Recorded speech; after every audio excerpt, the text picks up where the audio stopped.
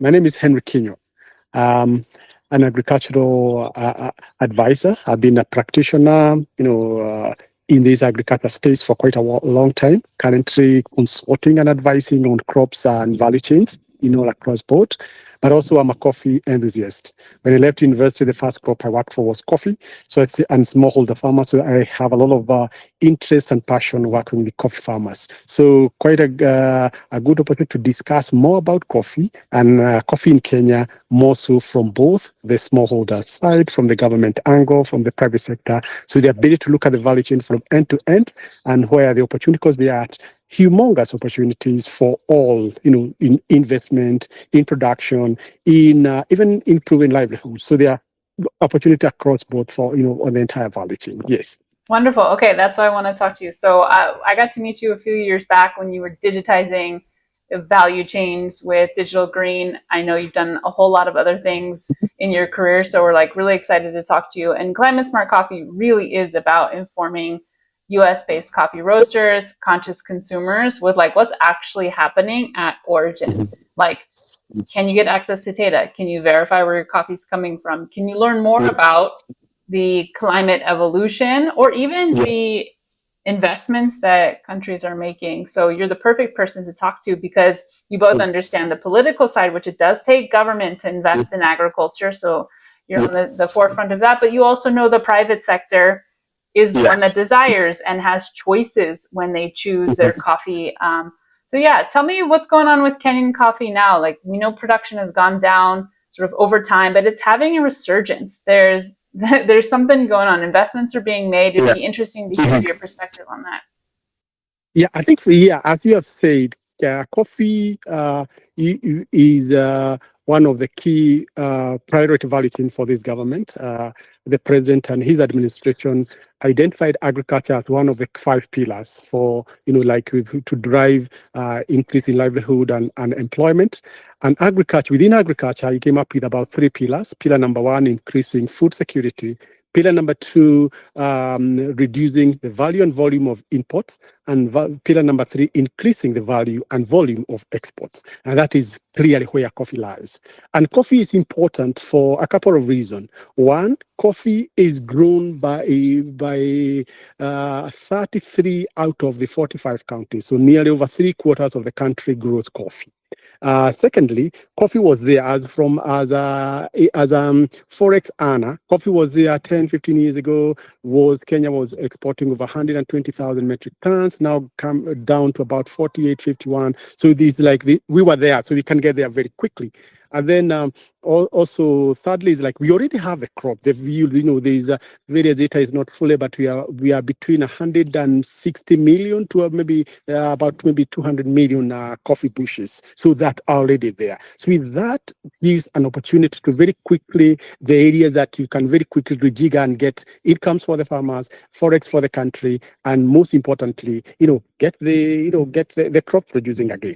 Yeah. So it's not as if like there is a fixed amount of anything. Like, there is a lot of land in Kenya. There's opportunities to grow more coffee because you can grow the amount of land that cultivates coffee.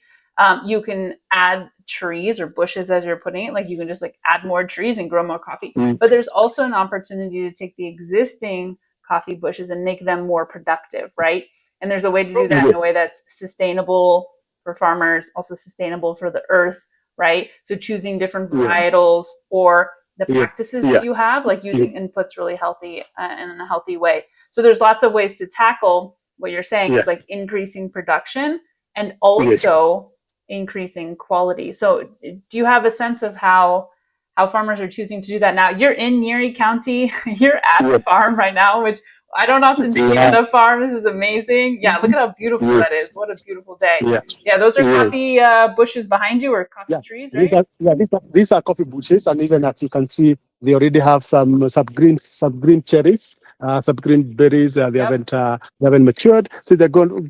So I think there are a couple of things that farmers are doing in these largely more adaptation based on the climate. And number one is there have been newer, more resilient varieties. Like if you look at the challenge of disease, the fungal diseases, that is coffee berry disease and leaf rust. Then you have new varieties like Ruiru 11 that is a bit more tolerant, or even in fact some of this is resistant. We have other varieties like Batiani that produces more, but also low in diseases, and also still have the best cup.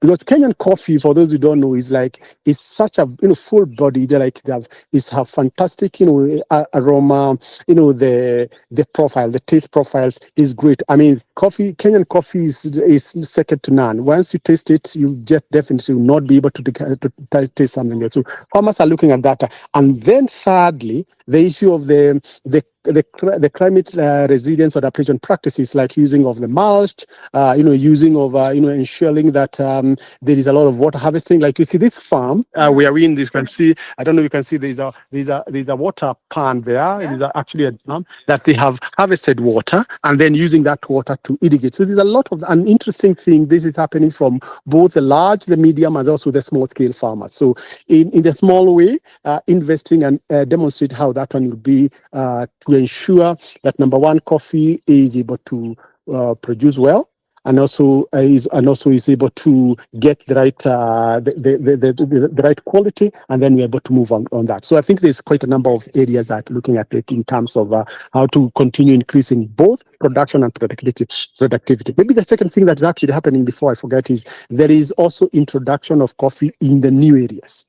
So there are areas that were not necessarily coffee growing zone, like the west of the Rift Valley, and many farmers, there's adoption of the new. So you'll find in this east of the Rift, the east of the Rift, there will be more increasing productivity. Where a lot of new, whether it's proper pruning, proper top working on rejuvenation of the bushes that are there, but there's also growing new. So they're looking at it both increasing production and also increasing productivity. Those are the different approaches that the Kenyan people, and actually the whole Kenyan people, both the smallholder farmers and the government, that is a lot of engagement and investment and commitment from the farmers that produce coffee. Oh, that's amazing. So what I'm hearing is that there are lots of ways in which you can build resilience through all these practices you just mentioned, and overcoming the fact that sometimes you have major droughts in East Africa, you don't have as much water as you need, and then other times you get maybe too much water, although that doesn't happen as often. And how do you manage that? You have to build local resources, you have to make investments, government's interested in that, but it also takes the private sector to be involved in that, right? If you want to transform and you want to keep something really wonderful in the global markets, like we have to invest in that, right? We have to pay the right prices. And I think part of what you're saying for US roasters is that Kenyan coffee is very special. Not all people really understand that. They don't understand that there might be even a difference between buying from one side of Kenya, from the other side of Kenya. You've named the Rift Valley, actually kind of splits regions. And of course, we're cultivating in over 30 counties, which is the majority of Kenya. But you can tell that there's different resilience tactics that are needed on both sides, and addressing that uniquely to each group is really helpful. Bye. Go ahead. Yes, okay. Yeah. So it's nuanced. It's important that someone takes a data-driven approach, right? Like looking at climate data, what is the best practice for each location based on their climate history and what tools are available and what's comfortable for farmers. Like, what do they want to actually do? But I love that you keep coming back to quality, because Kenya has rich soils. Kenya has really wonderful varieties, and the climate it's quite nice for coffee, although it's not always nice and you have to adapt to it. So maintaining quality being a priority is important, and we can always sort of count on Kenya for really high scoring coffees like 88s and over. And a lot of roasters are using Kenyan coffee to improve their blends, right? Like they'll put a small percentage of Kenyan to make it nicer. But honestly, as a single origin, it's definitely worth it being able to get your hands on that. So I think that's really wonderful. And I think one thing that's been really interesting is sort of the liberalization, or the ability to allow coffee farmers, which are organized in cooperatives in Kenya, which is really awesome and very unique to Kenya, but well organized. They don't necessarily have a formal or a long-term history of selling to international markets. And I know I've met you in the Coffee Expo that we've held in the US, year over year. What is happening in Kenya that's going to allow cooperatives to now be able to sell internationally, and what sort of tools do they need other than training, but like what sort of public tools would be helpful for them in terms of promoting themselves? Yes, I think that's an interesting question. Yeah, it's true. The Kenyan coffee is produced like 80% by smallholder farmers who are organized into about 560 cooperatives and about 1,200 smaller cooperatives, because they're smaller around the washing stations, about 1,200 plus the wash stations. What happens is that, there have been a lot of rigor and regulatory reforms allowing smallholder farmers, they can either from licensing, they be as what you call, they can, when they're growing, they are registered or licensed at grower marketers, and therefore from the farm, even directly, they can actually be able to get into international market. That has been there, what you call a second window, whereby smallholder farmers are able to now directly get a buyer from whatever part of the country interested in their coffee. Then they can have the arrangement of how that coffee can be organized and go to that market. I think there's also, last week or a couple of weeks ago, the Cabinet Secretary for Agriculture announced that they are looking at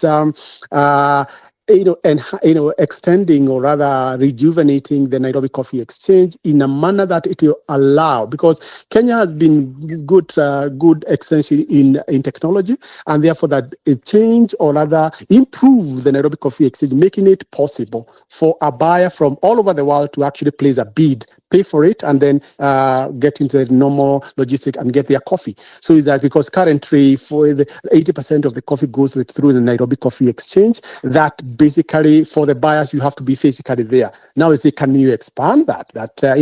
Ashley from whatever part of the world she can say that coffee from Kibirigwi farmer or Iriaini factory, or that coffee from Kiawamururu is nice. I like it. It's calling 85. I need it to bid for it. And then you can arrange how you get. So there's that change.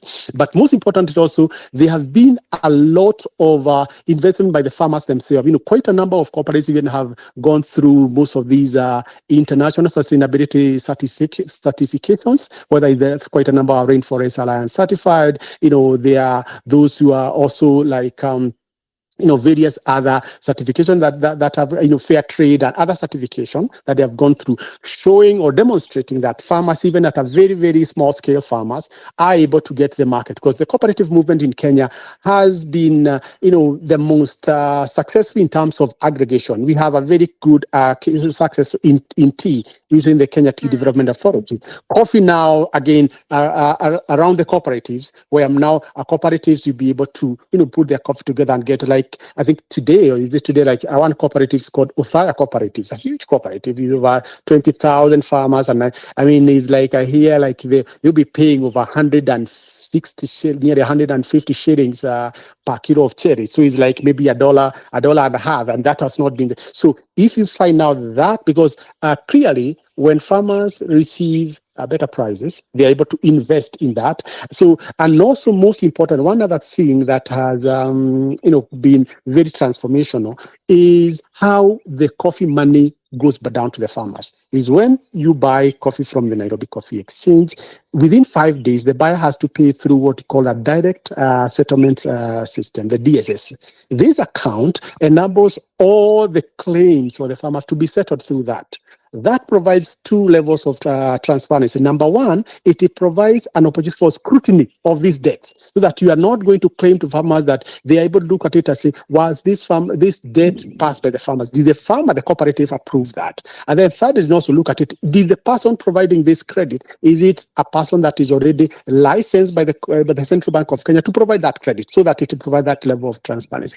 And what that has done is that it has opened the coffee sector for investment. Before, it was very difficult for any financiers, whether fintechs or the normal banks, to finance the coffee sector, because it was very close in terms of the milling, the marketers and the buyers. So quite vertically integrated, almost closing out any other player. But with the new reform through the DSS now, any financier, whether fintech or normal, or mainstream bank, can look at develop, and most of them are now developing various finance product. Whether is is it an irrigation product? Is it now an input product? Is it a trade, a trade financing product? So there's now opportunity now, and quite a number of financing institutions in Kenya and internationally are actually taking that advantage to develop products that now can be put in the coffee sector, that which was not the case in a couple of years ago.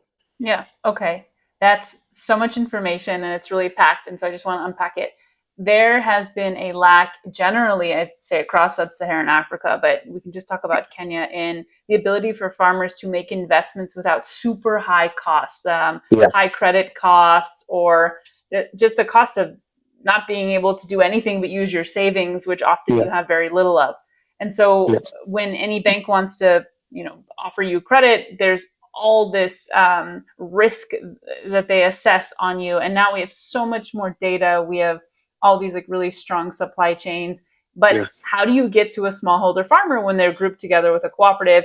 It's also a very tricky thing to do. So now the DSS, or the settlement system that goes with the auctioning of coffee, allows more financing, which can help make some of these investments. We're also hearing from you that like certifications are really helpful for getting farmers into international markets, because it tells a story about what those farmers are doing, tells a story about their individual sustainability, or like as a cooperative, their sustainability approach. And then it tells you a story about the quality of your coffee sometimes, which is also great. But we know we have like rigorous scoring, everything's scored in Kenya. It's graded in Kenya. Like the sampling room is full every week with offers. So there's a lot of robustness, and I'll probably break this down and put it in the notes, but it sounds like by leveraging a lot of the data that we have and putting it into central locations, and allow financing to come in, to allow certifiers to come in, but also allow cooperatives to then go on and promote the things that they're doing, and promote, hey, next year, because we made these investments, we might have more production or farmer retention or whatever it is. And then, what we're doing at Climate Smart Coffee is allowing cooperatives to tell their own story, just like you on this farm. Like, you're in a beautiful place. What are you doing all day? Like, how are you making, as a farmer, how are you able to tell your story? And it's like, well, this is our certification, and, here's the quality that we sell at. And it's really hard to get that data as a roaster. And it's really only kept by a few small import-export businesses, which is fine. Like, you need to use them for financing sometimes. You need to use them for logistics. But I think that's opening up. That was very clear from the Kenya booth at the SCA Expo this year, that we can start to piece these things apart, and like roasters can get much closer to the direct trade opportunities that they're looking for.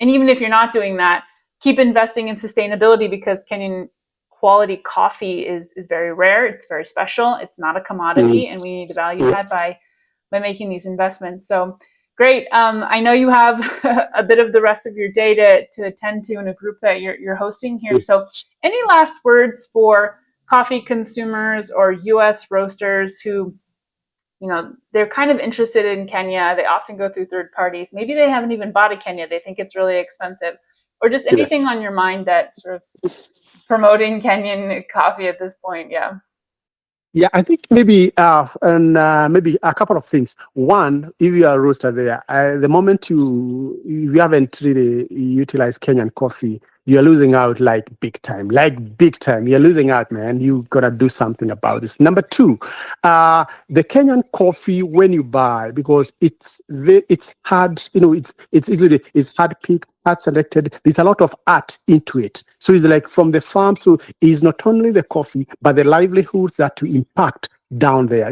Coffee is produced by about 700,000 households. If you multiply Kenya, average household is 3, you are talking about maybe 2.1 million people that will be able to impact them, just by that coffee alone. And then thirdly, it also creates a lot of other multiplier businesses, input providers, employment in pruning, employment in harvesting. So there's a lot of the idea that when you buy that Kenyan coffee, you not only get like the best coffee in the world, of you that you are like your customers you die for, but also so you will be able to actually impact millions of lives, in a way that is not, in a way that's not relief. It's not like it's not a handout, basically a hand up. If you want to really give the family the hand, not a handout, buy the Kenyan coffee.